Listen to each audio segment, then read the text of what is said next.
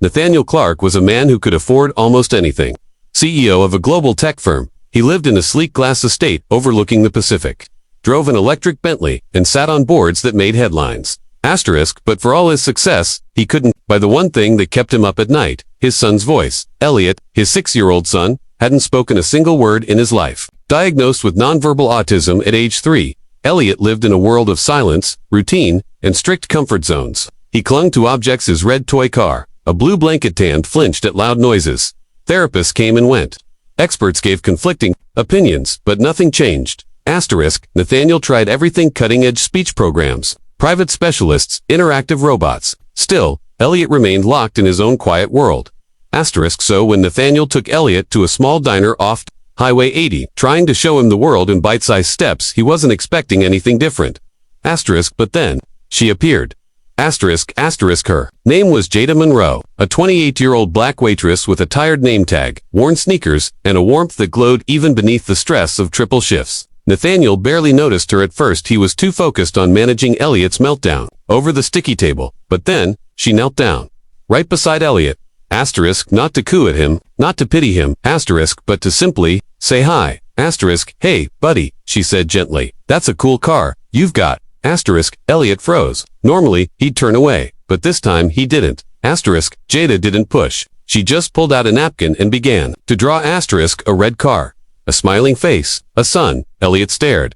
Then, slowly, he picked up the crayon she offered and added a blue circle beside it. Nathaniel sat there, stunned. Jada smiled at him. He doesn't have to talk. He's already listening. From that day forward, Nathaniel returned to the diner every Thursday with Elliot. And each week, Jada was there kneeling by the table, coloring, playing low-volume animal sounds on her phone, using basic sign language, and always letting Elliot lead. She wasn't a therapist. She didn't have degrees or a practice strategy. She had patience, an instinct, and a heart so wide open it made Nathaniel ache. Then, one day, 3 weeks in, it happened. Elliot pressed his hand to his chest, just like Jada had shown him, and whispered, "Me." It was one syllable, barely audible. But for Nathaniel, it was everything. He blinked back tears. Jada didn't say a word. She just nodded softly and tapped her own chest. Me.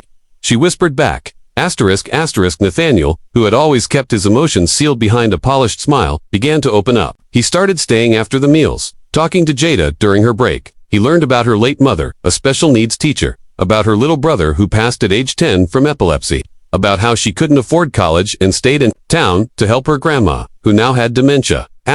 What about you? She once asked. Nathaniel hesitated. I built a billion-dollar company, but couldn't reach my own son. Jada looked at Elliot, who was now humming quietly while stacking napkin holders into a tiny city. Looks like he's reaching you now. Everything changed on a cold Tuesday morning.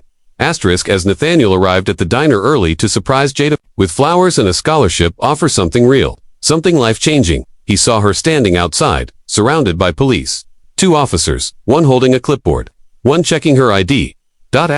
What's going on? Nathaniel stepped in.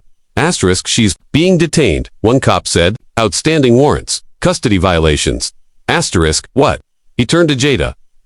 She looked humiliated. It's about my sister's kid.